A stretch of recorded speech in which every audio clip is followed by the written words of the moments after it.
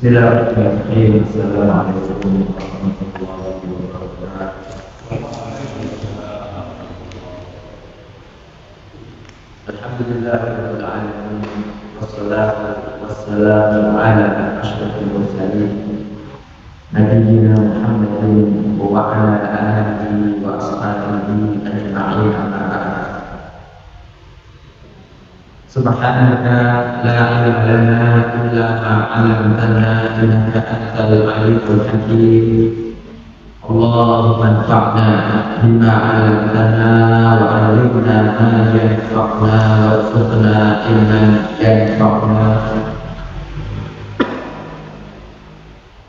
Allahumma la sahla illa ma ja'altahu sahla wa anta taj'alul hazna idza syi'ta sahla faj'al lana ya rabbana kulla syai'in sahlan muyassara. Allahumma inna na'udzu bika min 'ilmin la yanfa' wa min qalbin la yakhsha' wa min nafsin la tashba' wa min da'watin la yustajabu laha. Rabbi shrah li sadri wa yassir li amri wahlul 'uqdatam min lisani yafqahu qawli. Allahumma inna na'udzu bika min an nudilla aw nudalla aw nazilla aw nuzalla aw nadlima aw nudlama aw najhala aw yujhala alaina. Amin. Bapak-bapak, ibu dan sahabat sekalian, kita sekarang melanjutkan kitab zakat bab sedekah tatsawwur. Ibnu Hajar rahimahullah berkata, wa an Abi Hurairah radhiyallahu anhu qala, dari Abu Hurairah radhiyallahu anhu berkata, qala Rasulullah sallallahu alaihi wasallam, Rasulullah sallallahu alaihi wasallam bersabda, man yas'alin nasa amwalahu takatsuran. Man, barang siapa yas'alin nas, minta kepada manusia amwalahu, harta mereka, takatsuran ini artinya tujuannya untuk memperbanyak harta. Jadi minta kepada orang yang tujuannya sebagai mata pencaharian, bukan karena dia miskin, bukan karena dia membutuhkan, tidak. Fa inna ma yas'alu jamran, sesungguhnya dia tidak lain kecuali meminta bara api, ya. Jadi jamran itu api yang menyala, bara itu yang akan dia makan dalam perutnya. Bal yastaqilla aw yastakthir. Kalau seperti itu silakan ambil, mau sedikit atau mau banyak, monggo silakan. Nggih. Rawahu Muslim, hadis riwayat Muslim. Saya ulangi lagi, Nabi sallallahu alaihi wasallam bersabda, man yas'alun nas, barang siapa meminta kepada manusia amwalahu, harta mereka, takatsuran, dengan tujuan memperbanyak harta. Berarti Bapak Ibu, kalau memang orang itu miskin, kalau memang orang itu kepepet membutuhkan, minta itu boleh. Tetapi bagi seorang muslim tentunya lebih bagus bersikap infak, juga itu menahan diri untuk tidak minta-minta. Tapi boleh Pak. Yang haram itu adalah yang menjadikan minta-minta sebagai mata pencaharian. Nah, sekarang ini kan banyak gelap-geliran, Malang juga banyak itu jilbaban, lagu-lagu, topengan, ya. Itu minta-minta atau berbunyi? Berminta-minta ya? Minta-minta. Nah, kalau minta-minta sebagai mata pencaharian punya haram, berarti sampai kau itu BKI itu juga haram. Kalau memperbanyak Pak, dek pancinya niatnya BKI yang jelas-jelas anti asuhan, kekulpan, ya, tetangga yang jelas tahu. Ya kalau dicari sebetulnya tetangga-tetangga yang nggak punya tapi tidak mau minta-minta itu, ya. Nah, kalau orang itu minta-minta sebagai mata pencaharian, fa'innama yas'alu jamran, sesungguhnya tidak lain dia itu kecuali minta bara api, ya. Bara api, jadi semakin banyak dia minta, semakin banyak bara api yang dia makan dalam perutnya. Kalau yastatilla aw yastatil, silakan mau ngambil banyak atau mau ngambil sedikit, itu Bapak Ibu. Jadi pelajaran pertama Bapak Ibu yang diberkati Allah Ta'ala dari hadis ini menjelaskan bahwa minta-minta yang tidak berkebutuhan hukumnya haram. Jadi minta-minta yang tidak ada kebutuhan itu yang memang niatnya sebagai mata pencaharian. Ya, ada orang minta-minta tapi kaji balik-balik, ya. Ada orang minta-minta di mana Jawa Barat, ya, di jembatan tapi rumahnya Masya Allah. Berarti sekali lagi Bapak Ibu, kalau memang itu sebagai mata pencaharian, berarti yang memberi itu juga punya hak. Makanya kalau dengan mau memberikan itu jelas siapa. Kalau orang DKI DKI itu sebagai mata pencaharian. Yang kedua, pelajaran kedua, ya, orang yang minta-minta tujuannya sebagai mata pencaharian.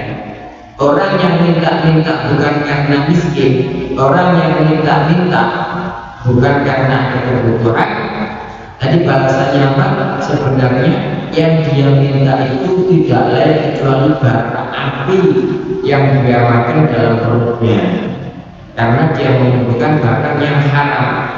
Jadi setiap harta Bapak Ibu yang dikumpulkan dari cara yang haram, ya, itu nanti berubah menjadi bara api di neraka jahanam. Jadi itu nanti dibalas Allah Subhanahu wa Ta'ala memakan bara api, dimasukkan dalam perutnya.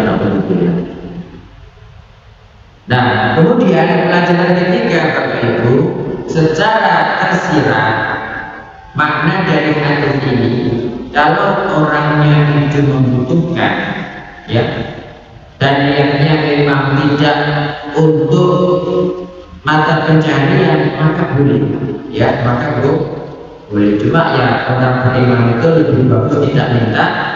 Tapi kalau tidak minta boleh.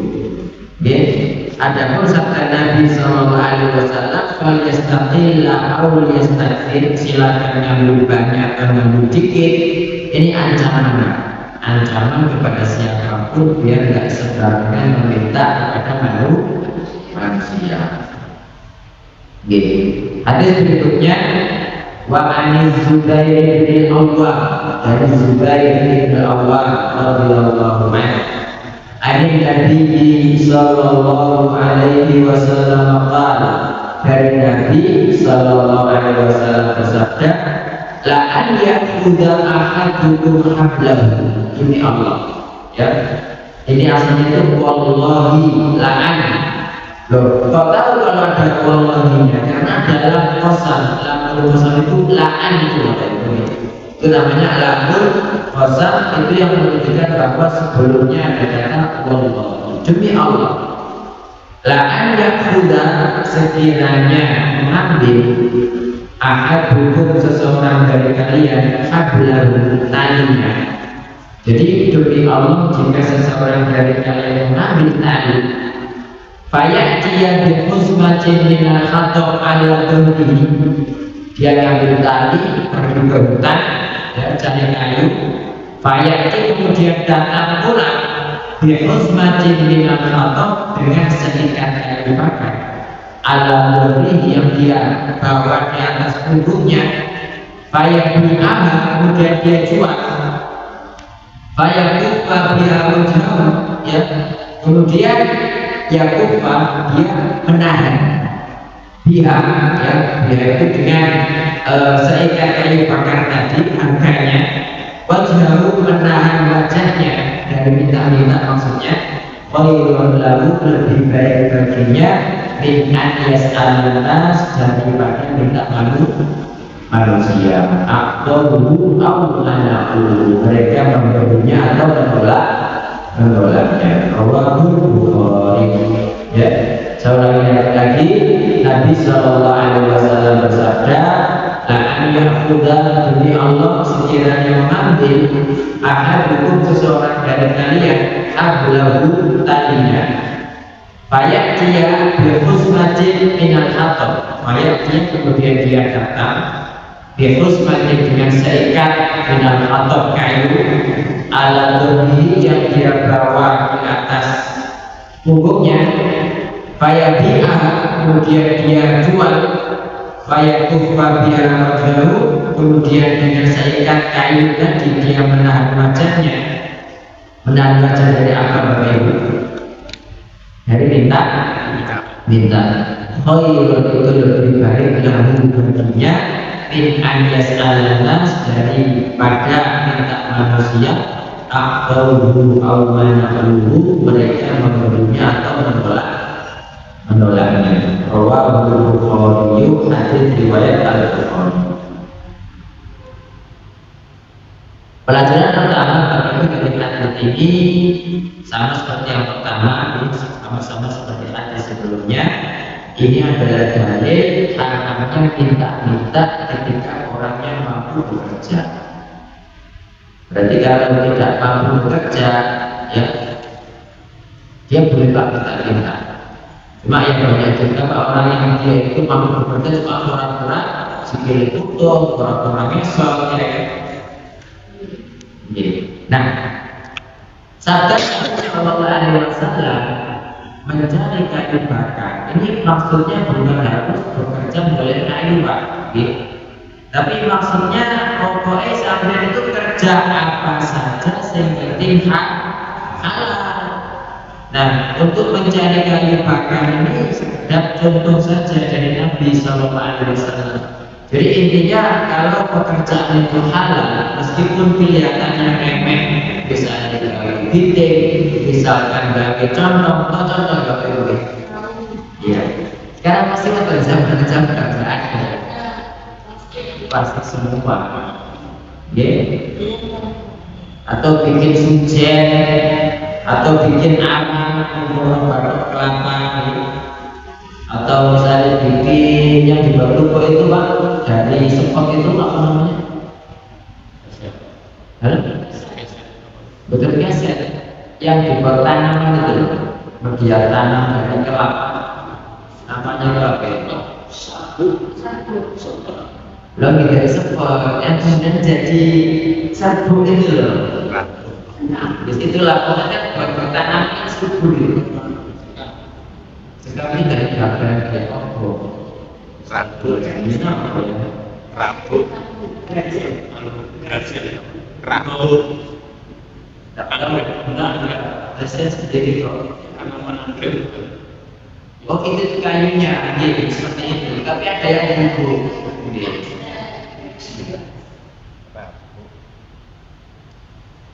Ya intinya apapun yang halal. Apapun yang halal meskipun kelihatan remeh maka tidak menjadi masalah. Nabi di sini Sallallahu Alaihi Wasallam hanya mencontohkan menjadi kayu. Kemudian Bapak Ibu, dari hadis ini kita mengambil pelajaran bahwa Islam itu sangat memerintahkan kaum muslimin untuk bekerja biar nggak butuh kepada siapapun, betul. Itulah seorang yang bagus, ya, seorang yang mandiri, muslim yang hakiki seperti itu. Juga di sini perintah kepada kita sebagai kaum muslimin untuk bersikap infak. Infak itu apa? Jadi tidak gampangan minta kepada orang menahan diri, biar kita nggak minta-minta gitu. Meskipun dia misalkan tadi itu bekerja dengan pekerjaan yang kelihatan hina, ya, mencari kayu bakar, tanam rebus, misalnya nyari, tidak apa-apa, kembali korupsi 300 triliun lebih.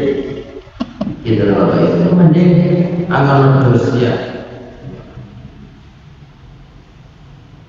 Tetapi kalau orang tua minta kepada anak, atau anak minta kepada orang tua, atau salah satu suami minta kepada istri, itu tidak masuk di sini. Itu boleh Bapak Ibu.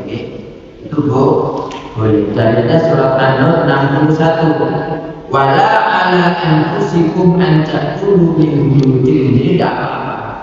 Kalau kalian minta kepada diri kalian sendiri, ya, atau ketika langsung memakan sendiri atau di rumah, apakah itu punya bapaknya, atau itu punya anaknya, atau punya suaminya, atau punya istrinya, itu adalah hak. Berarti kalau misalkan sampai punya bapak dimakan anak jangan marah, atau anak punya apa dimakan bapaknya, itu nggak boleh makan, halal. Seperti itu, jangan kemudian ya seperti itulah. Kemudian para ulama Bapak itu berbeda pendapat ya, untuk pekerjaan yang paling afdal itu apa. Imam Syafi'i mengatakan berdagang. Kalau Imam Al-Mawardi mengatakan enggak, bertani yang paling bagus itu, karena kalau bertani itu lebih mendekati tawakal katanya. Tapi kalau kata Imam Nawawi, ya pokoknya pekerjaan apapun yang sesuai dengan bakat masing-masing orang. Ya kalau bakatnya bertani, bakatnya nandel-nandel, nggak bisa hitung-hitungan, maksud disuruh jual curiya gitu ya. Nah ini insya Allah yang benar ini. Jadi yang dimaksud dengan pekerjaan dengan kedua tangan itu adalah pekerjaan yang sesuai dengan bakat dan kemampuan masing-masing. Makanya masing-masing kita itu melihat kemampuannya di mana, itu yang dia kembangkan. Oke, insya Allah seperti itu. Hadis berikutnya, wa'an Samurah bin Jundub radhiyallahu anhu qala.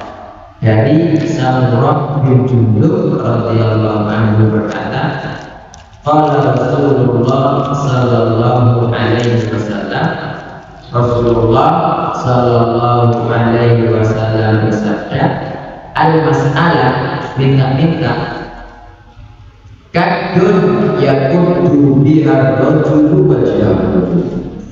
Minta-minta itu kadun kesusahan, kepayahan. Yakudu biha rajulu wajhahu, yang seseorang itu memperpayah wajahnya dengan minta-minta itu. Illa an yas'ala rajulu sultanan, kecuali seseorang itu minta sultan, minta pemimpin, minta camat, minta bupati, gubernur ya. Camat mungkin tidak kayak gubernur ya. Minta gubernur, minta bupati, atau di amrin la budanihu, atau minta perkara yang mau tidak mau harus minta. Ya mungkin karena miskin tadi Pak, ya punya hajat, itu tidak menjadi masalah. Jadi pertama, hadis ini ya sama seperti hadis-hadis sebelumnya, Bapak Ibu mencela siapapun yang minta. Jadi minta-minta itu kata Nabi Sallallahu Alaihi Wasallam, kadun yakudu biha rajul wajah, kepayahan. Dengan minta-minta itu orang itu hanya memperpayah wajahnya. Kalau pada hadis sebelumnya kan, dia itu mengumpulkan bara api dalam perutnya. Dan dalam hadis sebelumnya akan datang pada hari kiamat, di wajahnya itu tidak ada sepotong daging pun ya. Jadi dalam bentuk tengkorak seperti ini. Ya kenapa wajah Bapak Ibu? Karena ya secara lahir orang yang minta-minta itu kan kelihatannya hina. Secara makna Bapak Ibu, ya dia akhirnya gimana ya, ini benar atau gimana? Ya, intinya ya menggunakan wajahnya seperti itu. Kemudian hadis ini sama seperti sebelumnya, larangan minta-minta ketika orang itu mampu.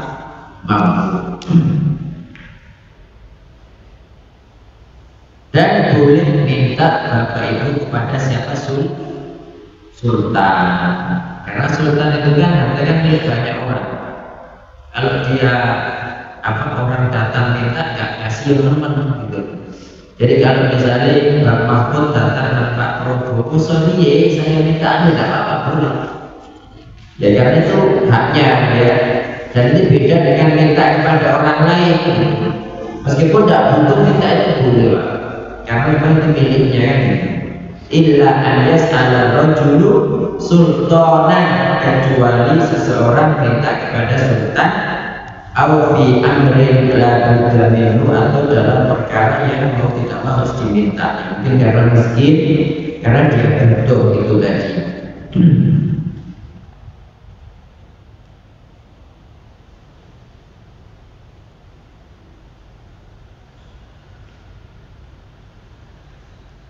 Mungkin ada pertanyaan Bapak Ibu, silakan sebelum kita jadi bab. Mau silakan. Mau minta apa dulu? Kenapa? Bagi siapa?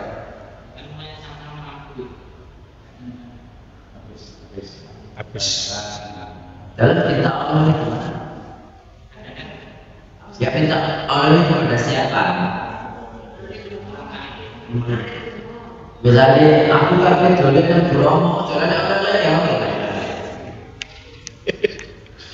ini kan cuma orang lihat saja. Tapi kalau misalkan sampai akhirnya nggak jelek untuk memberikan, kalau jelek punya, tapi kalau nggak punya yang nggak diamankan ya tidak wajib. Intinya begini, secara umum apapun yang menghasilkan rasa bahagia kepada orang beriman itu adalah amal yang sangat dicintai Allah Subhanahu wa Ta'ala. Kalau misalkan kita Allah, cuma begini Pak, kebanyakan di kita itu memang mintanya minta lemes gitu loh. Kalau di traktir, kalau apa, juga ketika dulu, sekarang sudah angel ya. Dulu itu zaman ketika banyak buka puasa dari Saudi misalkan atau korban ya, itu banyak orang itu kayaknya masih minta gitu. Ya padahal ya mentalnya seperti itu, padahal dia juga mampu ya, tapi ini kan kepada masing-masing pribadi ya. Sebetulnya ya intinya wala takun kalan ala nas, kata Nabi itu jangan jadi beban bagi orang lain. Kalau memang itu terasa membebani ya maka nggak boleh gitu. Tapi kalau misalnya sampai ada kokoh pada dewi senang gitu kan, terus pengen ada rezeki, pengen memberikan rasa bahagia, ya tidak menjadi masalah gitu. Nah cuma yang keburukan di antara kita itu yang tidak baik itu ketika saudaranya jualan itu dinyam sampai elek gitu ya. Tapi atau diutang nggak bayar, padahal juga mampu itu nggak bagus gitu. Padahal kalau dia mampu nggak mungkin diutang, kan begitu. Insya begitu ya. Ya ada lagi Bapak Ibu? Ya, kalau ada orang minta-minta gitu ya, ke rumah kita mungkin salah memberi, sebetulnya dia mampu atau kita salah dalam memberi, atau kita kalau memang betul-betul orang itu tidak mampu terus kita menuduh orang itu etok-etok gitu, salah memberi dengan salah menuduh itu iya gimana salah memberi salah menuduh, salah menghukumi bahwa orang itu sebetulnya. Ya, jadi intinya begini, kita kan tidak tahu. Kita kan disuruh menghukumi orang itu sesuai kondisi lahir. Nah, menghukumi bil zawahir, kita menghukumi secara lahir. Wallahu yatawalla bis-sarair. Allah yang mengurus perkara-perkara yang saat itu yang batin, yang tidak kelihatan. Ada orang seakan-akan tidak punya datang kepada kita. Nah kalau setelah memang tidak punya jadi memang tidak apa-apa. Malah kalau misalkan wah itu menang begini-begini malah gak dikasih, kita yang berdosa. Gitu. Nah kalau dia ekor-ekor, ya berarti dosa dia kan begitu. Ya dosa dia. Intinya kita itu melihat orang pada kondisi lainnya, pada kondisi lainnya. Kalau kita tidak tahu, ya kita sebetulnya aja kita kasih. Cuma kan kadang-kadang kita kan tahu, misalkan setiap hari kita lampu merah orangnya kan itu wajar. Ya. Kita tiap hari lewat lampu merah orangnya itu wajar. Kalau seperti itu kan kita tahu itu pekerjaan. Tapi kalau sekali datang terus nggak datang lagi dan tidak memang butuh ya waktu bantu pak. Gitu. Allah Taala. Intinya kalau jadinya ngasih itu lebih baik. Bah dia itu ekor-ekor atau dia beneran itu jangan kasih itu lebih baik karena kaidahnya aliyatul kuliah ayatun beda di sufla, tangan di atas lebih baik daripada tangan di bawah. Dan andaikan panjenengan itu ngasih orang kaya itu lebih baik. Kan ada dalam kitab Riyadhus Shalihin itu ada orang titip sodako kemudian jatuh ke tangan pencuri. Orang bilang itu lo malah tidak disodakoi. Ya Allah, mana sodako jatuh ke tangan seorang maling gitu. Dia dalam mimpi didatangi orang mengatakan harus mudah-mudahan bukan sodakomu dia berhenti maling gitu. Terus dia sodako lagi. Ya tentu Allah Subhanahu Wa Taala itu setiap orang diberikan tiba-tiba kok diterima seorang pelacur. Orang bilang itu belum pelacur ada sodakoi. Ya Allah, jatuh ke tangan pelacur. Mimpi lagi pak, mimpi lagi dia sudah dari sodako dia berhenti melacur. Dia bersodako lagi kok jatuh ke tangan orang kaya. Orang-orang bilang dulu sugih lebih sodakoi. Ya mestinya begini orang itu kalau tahu dia sugih kan gak nerima kan? Iya. Tapi diterima orang bilang itu sugih disodakoi. Dia bilang ya Allah jatuh orangnya orangnya kayak kok nggak tepat gitu loh sasaran sodakonya itu. Terus dalam mimpi ada yang bilang hatinya sahih. Ya mudah-mudahan orang kaya itu ikut tulang atau tulang sehingga dia bersama. Jadi kalau panjenengan memberi dan memberi itu jatuh ke tangan yang tidak benar, selama niatnya buat Allah Subhanahu Wa Taala, pahala tetap ada. Pahala tetap ada. Tapi kalau sebelum itu kita kan diperintah untuk melihat orang-orang miskin ini. Kita kasih sedekah dia kepada lebih bagus kepada miskin tapi sholat. Apalagi sekarang itu banyak mungkin ya memang banyak orang itu miskin tapi nggak sholat. Itu diberi sembako, diajak ke masjid. Ya caranya sampai melu ngaji oleh sembako kan begitu kan caranya bagus juga. Karena mereka tidak ngerti banyak ngerti sholat, tidak ngerti apa. Dan kasihan mereka itu KTP-nya Islam dan tidak tahu sholat, jumatan gak jumatan, terus gimana caranya? Ya caranya itu dikumpulkan di masjid Al-Ikhlas diceluk berbuat sembako tapi sholat disik. Ya itu disuruh masuk ke kekoksa seperti itu. Oke, ibu ada yang mau ditanyakan? Monggo.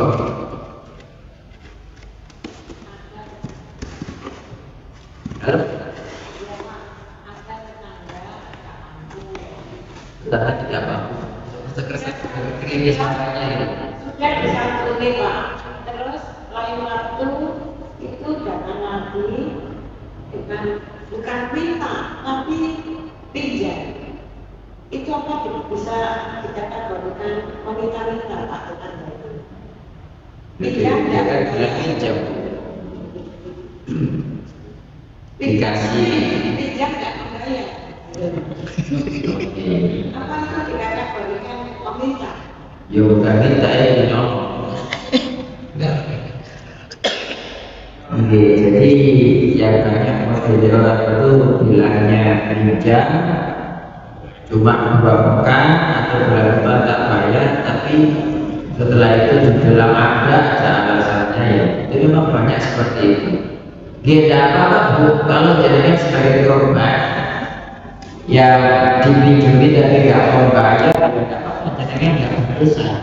Justru dia yang kasihan nanti itu kalau nggak diikhlaskan itu nyawanya dia nggak bisa masuk surga meskipun mati syahid.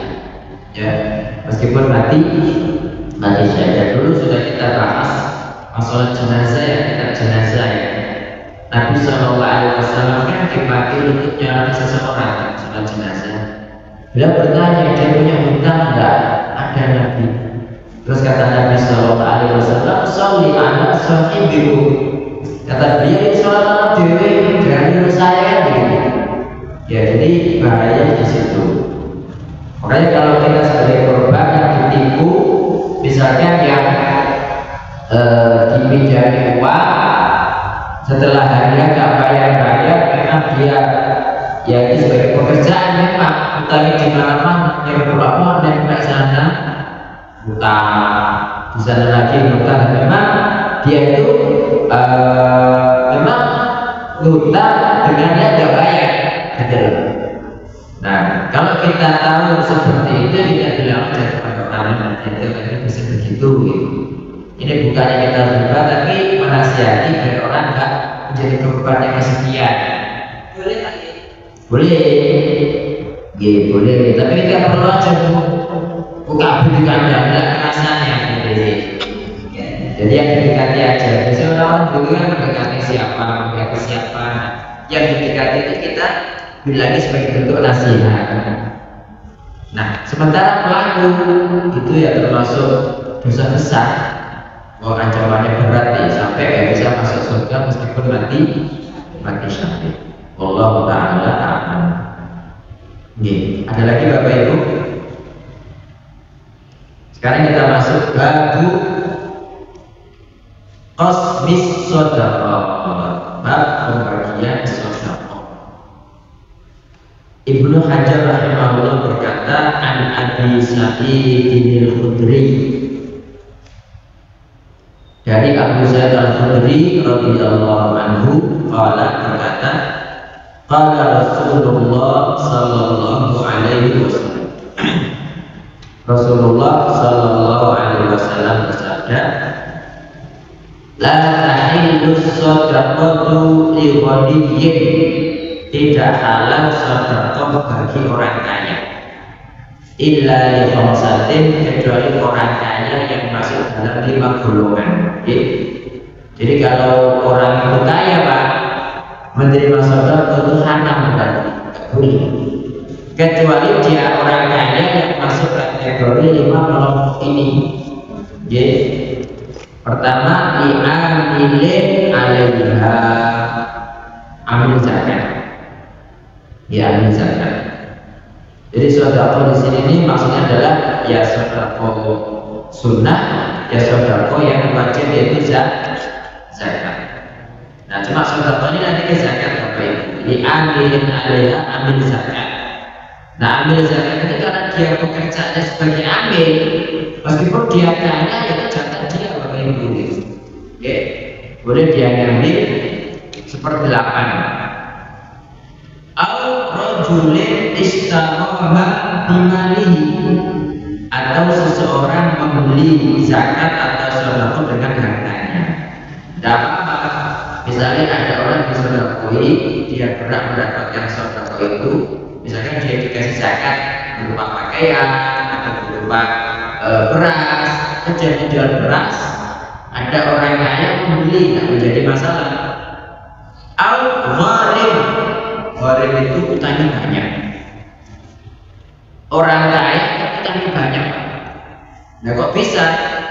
Jadi ini ibaratnya gharim itu orang yang dari sowan. Dan rata-rata sahabat Nabi seperti Sa'ad bin Abi Waqqas itu ketika meninggal utangnya banyak. Utangnya banyak itu bukan karena dia suka utang, bukan. Tapi ketika ada orang butuh, ya wis, aku sih nanggung, gitu. Aku sih nanggung, kabeh dia sih nanggung, sementara dia belum punya untuk bayar, gitu. Ada masuk atau kadang-kadang ada misalnya apa masuk ke kota Amir gitu kan. Terus orang sengketa jamaah ini bertengkar gitu kan, sopo gitu, waduh, yang ini kok masjidnya tidak jamaah gitu kan. Akhirnya bagaimana agar berdamai ya dua kubu itu, nah itu butuh uang, disewa nomor gimana, dijak kopi bareng, misalnya butuh uang, itu utang, sehingga itu agak masuk, kayak gitu, boleh itu begitu. Al-ghazin fi sabilillah, atau orang yang berjihad fi sabilillah, perang. Dia kaya tapi berangkat perang ke Palestina misalnya. Melawan Yahudi. Dia kaya tapi karena dia orang yang berangkat perang boleh untuk mengambil zakat. Al-miskinin, atau orang miskin, tusuddiqa alaihi minha, orang miskin dia disedekahkan. Fa'adda minha lil-ghaniyin, kemudian sedekah itu dia hadiahkan kepada orang kaya. Ya, jelas. Rawahu Ahmad, diriwayatkan oleh Imam Ahmad, wa Abu Dawud, wa Ibnu Majah, wa Sahihul Hakim, disahihkan Al-Hakim, wa qila al-irsal, dan dikatakan bahwa hadis ini ada cacatnya yaitu mursal. Tapi hadis ini berbeda sahih ya. Ketika ditelusuri berbagai jalurnya ini dikumpulkan, namanya semua jalannya adalah sudah dikumpulkan semua jalurnya, hadis ini adalah hadis yang sahih. Okay. Jadi pertama ini pembagian sedekah yang dimaksudkan adalah zakat. Jadi kata Nabi Sallallahu Alaihi Wasallam, la tahillu sadaqatu li ghaniyyin, tidak halal sedekah bagi orang kaya. Itu maksudnya adalah zakat. Jadi yang asal pembagian zakat itu kan disebutkan dalam surat At-Taubah ayat 60 itu 8 asnaf. Allah Taala berfirman, innamas sadaqatu, sesungguhnya zakat lil fuqara wal masakin, untuk fakir miskin, wal amilina 'alaiha, amil zakat, wal mu'allafati qulubuhum, mu'allafati qulubuhum itu adalah yang baru masuk Islam, dia baru masuk Islam, kita ada keterangannya. Wa fir riqabi, untuk memerdekakan budak, wal gharimin, orang-orang yang gharib, yang banyak utang, yang berhutang, wa fi sabilillah, untuk berjihad fi sabilillah, wa ibn sabil, dan untuk ibnu sabil. Fariidatan minallah, wallahu alimun hakim. Ini adalah kewajiban dari Allah. Allah itu Maha mengetahui, Maha bijaksana. Jadi itu 8 asnaf. Nah, yang disebutkan dalam hadis ini Bapak Ibu, dari 8 asnaf tadi ada berapa? Ada 3. Pertama amil, kedua gharib, ketiga siapa? Ghazi fisabilillah. Jadi ghazi itu pejuang, yang berperang di jalan itu ghazi. Untuk amil, siapa amil itu? Amil itu adalah siapapun yang bekerja bagaimana agar zakat ini terkumpul, baik dia pencatat, bagian nyatet ya, atau dia bagian ngambil, atau dia yang menjaga ya, atau dia yang membawa dan lain sebagainya. Itu semua namanya amil zakat. Kalau dia nggak digaji ya, itu berarti dia mendapatkan 1/8. Tapi kalau dia tugasnya dan sudah ada gajinya, berarti nggak boleh, gitu loh. Misalkan ada namanya Mas Arif kerja di Lazismu, gitu. Kalau sama Lazismu nggak digaji, dia sebagai amil boleh mengambil 1/8. Tapi kalau digaji, misalnya per bulan 10 juta, ya boleh, ya seperti itu. Yaitu amil zakat. Kemudian untuk gharim ini Bapak Ibu ada dua macam di gharim ini. Intinya gharim itu orang yang berhutang. Pertama, gharim ini dia menjadi gharim karena mendamaikan dua kubu yang bersengketa. Ya. Jadi ada sengketa di antara dua kubu, dia menjadi penengah. Dan ketika menjadi penengah itu dia harus mengeluarkan banyak uang. Ini banyak uang. Sampai uangnya entek. Ya. Maka orang seperti ini harus dibantu dari harta zakat. Dia semangat untuk bantu orang terus, gitu loh. Nah kalau misalnya nggak terbantu gimana kan?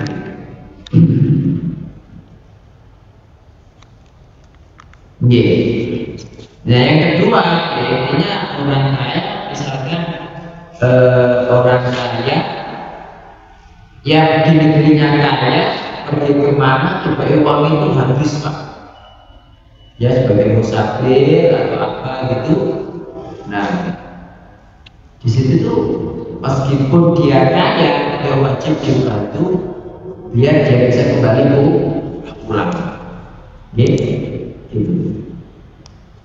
Adapun ghazi fisabilillah, ya ghazi itu ghazi pejuang.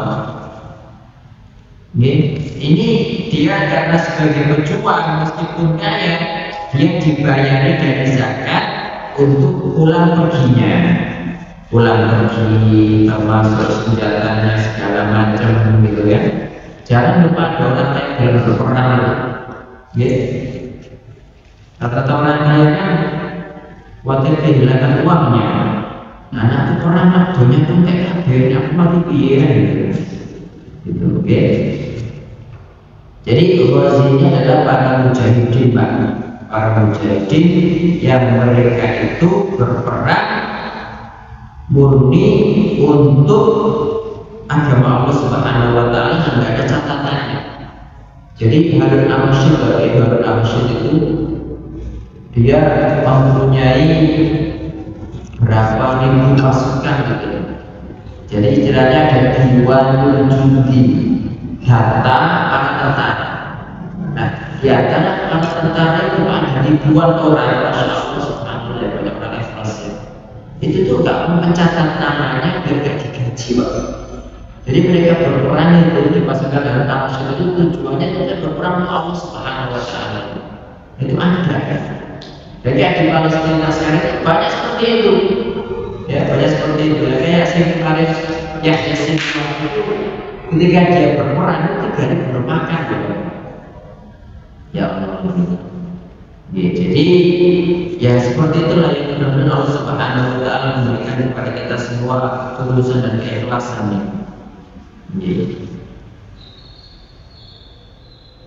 Nah, kemudian wa fi sabilillah ini kan ada yang mengatakan khusus untuk jihad di sabilillah.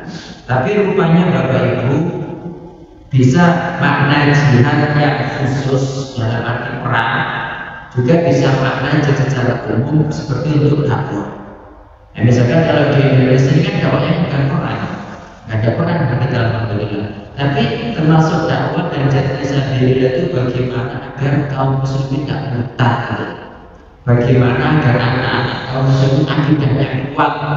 Misalnya Bapak Masud punya rencana, jadi Masjid Al-Ikhlas mau membelah 100 kader, ya, dai, nanti dikirim ke pelosok-pelosok, itu kan budana.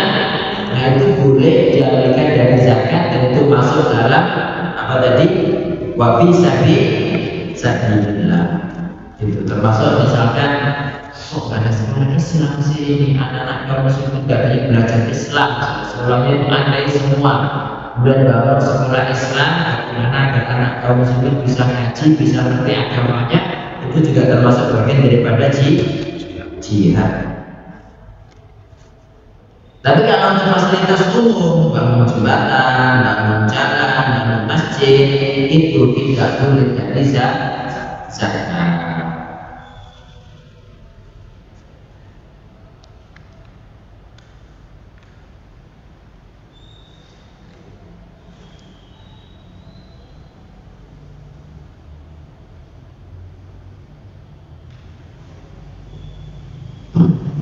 Ya, jadi untuk amir sama murid sama bozi ini termasuk 8 asnaf. Yang 2 itu bukan termasuk 8 asnaf,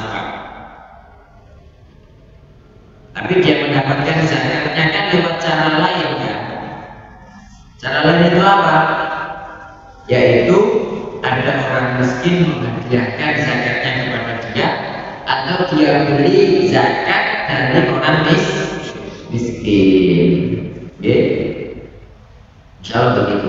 Ada pertanyaan Bapak Ibu?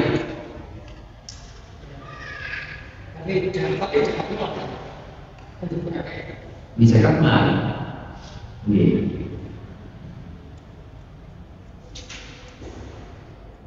Nah, untuk zakat mal ini Bapak Ibu nggak boleh diberikan kepada selain 8 asnaf, ya.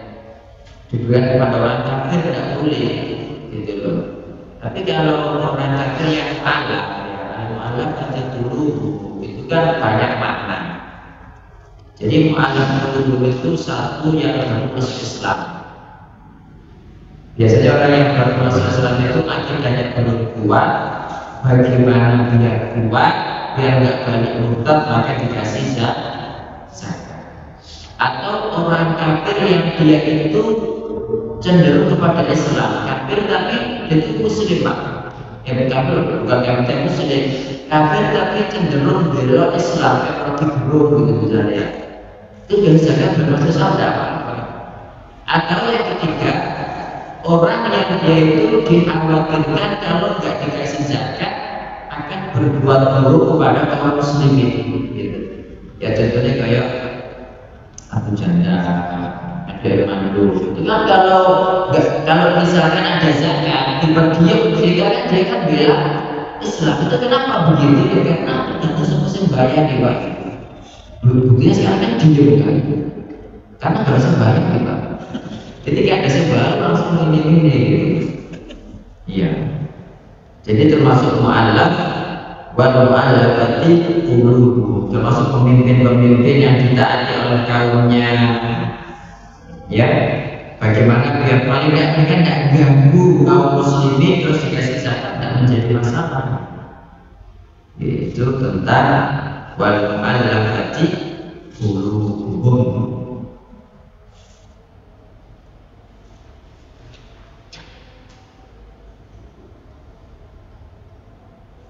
Nah, termasuk yang penting juga zakat itu tidak boleh diberikan kepada kerabat yang wajib dinafkahi. Termasuk misalnya orang tua atau anak, itu kan kewajiban. Kalau orang tua kan kewajiban anak menafkahi yang miskin ketika tidak mampu. Dan anak kalau orang tua mampu, itu kewajiban dia menafkahi anak itu sudah menikah. Nah, kalau dalam mustahil zakat Allah itu tak menafkahi tidak boleh. Ya karena kita bukan kewajiban harus kita zakat dulu ya. Jadi yang fakir miskin tapi itu orang yang wajib dia nafkah itu tidak boleh Bapak. Nah kemudian harta itu selain zakat, yaitu masih ada hak lain selain zakat. Di antaranya adalah untuk nyambung rahim yang kerabat, ya bibi, ya paman, kita berkunjung atau apa, atau amal mereka miskin, kan tanggungan kita. Jangan dikasih zakat. Atau kemudian nyambung teman, kita punya teman-teman, biasanya kumpul, jam kopi bareng, makan juga ada hak di situ mereka. Terus ada yang minta-minta, kadang-kadang dia tidak sudah bayar zakat, tiba-tiba datang orang minta-minta. Secara lahir, dia memang miskin dikasih tidak apa-apa. Kalau dia tahu urusan dia, atau memberi pinjaman kepada orang yang butuh pinjaman, kita tidak tahu tidak kok menjudi, ya biasa begitu. Jadinya dunia. Kemudian ketika kaum muslimin tertimpa musibah Bapak Ibu, meskipun zakat sudah ditunaikan, terus tiba-tiba terjadi bencana alam, tsunami misalnya ya, atau apa namanya itu, maka yang berkemampuan meskipun sudah bayar zakat, maka wajib untuk mengeluarkan hartanya kembali. Ada yang menjelaskan Bapak Ibu? Monggo.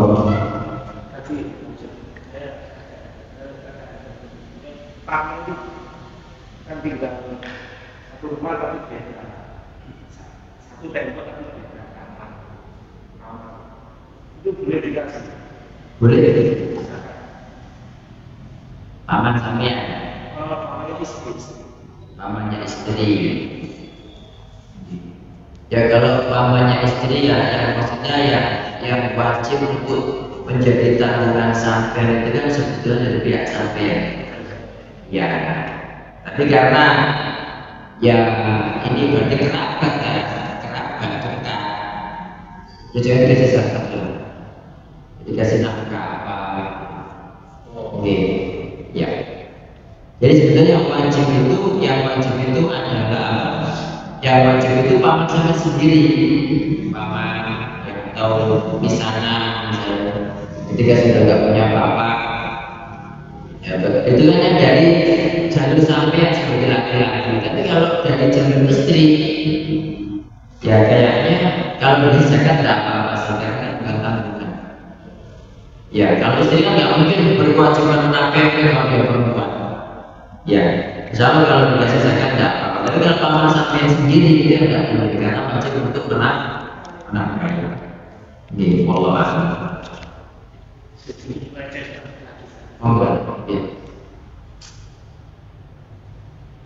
Apa seorang anak ini kalau tidak untuk ibunya, mertua ibu yang mengadakan itu, Mengadakan apa? ritualnya, Iya. apa?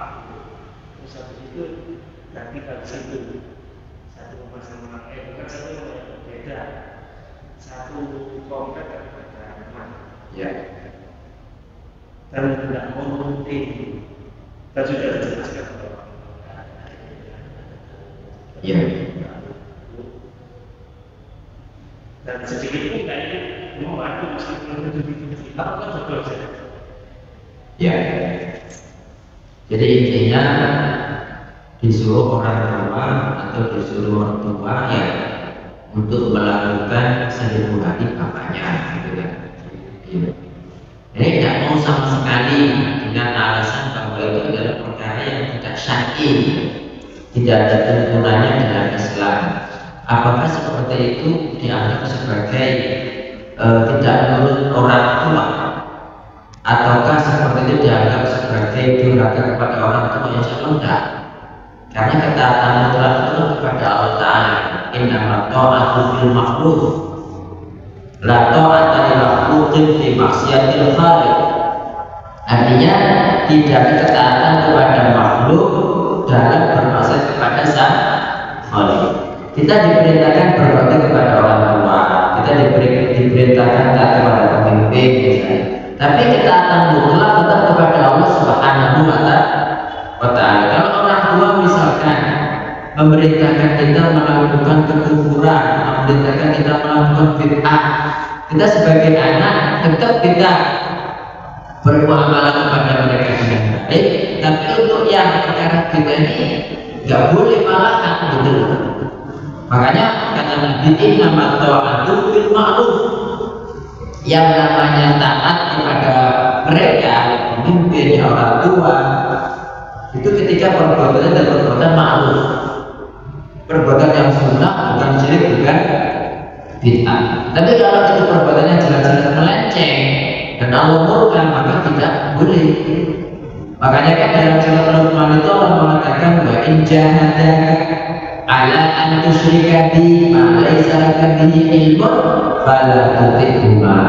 Jika keduanya memaksa kamu ya untuk melakukan perbuatan syirik yang kamu tidak punya pengetahuan padanya, kata Allah, fala tuti'huma, jangan taati mereka dalam perbuatan yang tidak benar itu, yang syirik itu, yang kufur itu.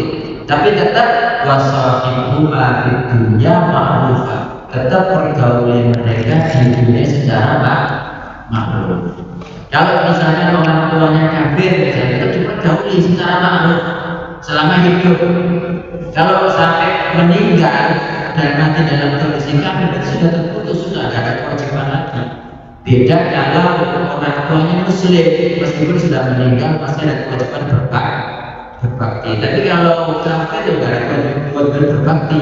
Cuma bagi anak kepada orang tua yang agama, kepada kepada orang tua yang kafir sebelum meninggal itu bagaimana agar orang tua ini masuk Islam atau Islamnya benar. Paling tidak pas sakaratul maut itu didampingi terus agar bisa mental dia mentaki ya, agar bisa mentaki. Insyaallah begitu. Allah Taala ini sama gitu. Setelah berkah kapan-kapan insyaallah. Seperti Ramadan kita. Insyaallah. Terima kasih Bapak Ibu, semoga bermanfaat. Subhanallahumma wa bihamdika asyhadu an la ilaha illa anta astaghfiruka wa atubu ilaik. Wassalamualaikum warahmatullahi wabarakatuh. Waalaikumsalam.